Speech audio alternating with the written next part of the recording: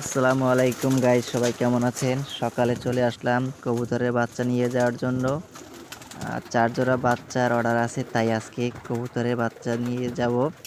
সেজন্য আসলাম কবুতরের ঘরে। দেখতে পাচ্ছি যেন এক জোড়া বাচ্চা খুবই ছোট, না এই জোড়া নেওয়ার মতন সম্ভব না, তাই রেখে দিলাম। এবার দেখি এপাশে ওপাশে অনেকগুলো ঘর, তো তাই আর কি খুঁজে পাওয়া যাচ্ছে না। এই যে ডিমগুলো, এপাশে ডিম পাড়ার পরও তারপরও বাচ্চা পাশে আছে ছোট ছোট, তাই আর কি বাচ্চাগুলো নেওয়ার মতন কোনো উপযোগী না।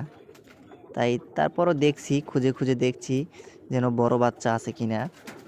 অবশ্যই বড় বাচ্চা আছে, একটু চেষ্টা করি অনেকগুলো খুঁজতেও, তাই আর কি খুঁজে পাওয়া যাচ্ছে না। এবার ওপাশে দেখি, মাশাল্লাহ পাওয়া যাবে ইনশাল্লাহ, আশা করি।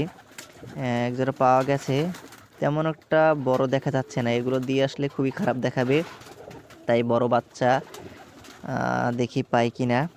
রেখে দিলাম, বাচ্চাগুলো খুবই ছোট। এরপরে নিচের দিকে যাই, দেখি নিচের ওপাশে পাওয়া যায় কিনা। মাশাল্লাহ, দেখি একটি বাচ্চা পাওয়া গেছে। মাশাল্লাহ খুবই বড় বাচ্চাটা। রেখে দিলাম। দেখি এবার ওপাশে উপরের দিকে বাচ্চাগুলো আছে কি, কিরকমের বাচ্চাগুলো আছে, বড় নাকি ছোট। দেখতে পাচ্ছি যেন ভিতরে আসলে বাচ্চার বাপ মা থাকার কারণে হাত দেওয়া যাচ্ছে না, খুব জোরে জোরে পাক দিয়ে আঘাত করে এবং ঠোকর দেয়। মাশাল্লাহ এটাও খুব বড় বাচ্চা, এটা রেখে দিলাম।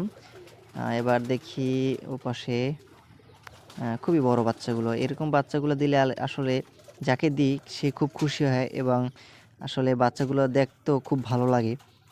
মাংসের জন্য খুব চাহিদাটা। দেখি খুব একটা বড় একটা বাচ্চা, আসলে এটা বিক্রির জন্য নয়, এটা আমি নিজেই রাখছি।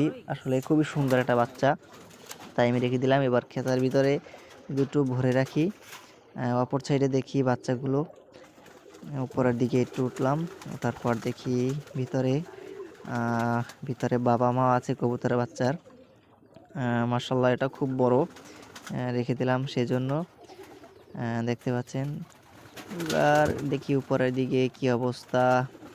আসলে ভিতরে ডিম আছে, হাত দিতেও খুব ভয় লাগে, যদি ডিমটা ছোটাছুটি করে তাহলে ভিতরে, তাহলে ডিমটা ভাঙার সম্ভাবনা আছে, তাই আর কি হাতটা সাবধানে দিই। এটা খুব বড় বাচ্চা, বড় একটা বাচ্চা। আল্লাহর রহমতে খুব আমার কবুতরের বাচ্চাগুলো খুব বেশি বেশি বাচ্চা হয়, ডিম বাচ্চা করে। যেমন ডিম পাড়ার পর পাশে যখন বাচ্চা বের হয়, তারপর আবারও কিছুদিন যাওয়ার পরে ডিম পাড়ে। আসলে আমি খুব কবুতর যত্নটা বেশি নিই, নিজের থেকেও কবুতরের যত্নটা বেশি নিই। দেখি এবার নিচের দিকে, নিচের দিকে অবশ্যই বাচ্চা আছে। বাচ্চা তো বিক্রি হয়েছে, কিছুদিন আগে বিক্রি করছি, অনেকগুলো বাচ্চা বিক্রি করছি। তারপরও এক ভাই আমাকে বলছে যে ভাই আমাকে ৪-৫ জোড়া বাচ্চা দিবেন, দেখি তাকে কত জোড়া বাচ্চা দেওয়া যায়। রেখে দিলাম খাঁচার ভিতরে। কটা বাচ্চা হলো, ১ ২ ৩ ৪ ৫ ৬ ৬ ৭টার মতন বাচ্চা, ৩ জোড়া একটা। খুবই বড় বড়, আসলে কি বলবো। আপনারা তো ভিডিওর মাধ্যমে দেখছেন, বাচ্চাগুলো হাতে নিলে অবশ্যই বুঝতে পারতেন যে বাচ্চাগুলো কতটা বড়।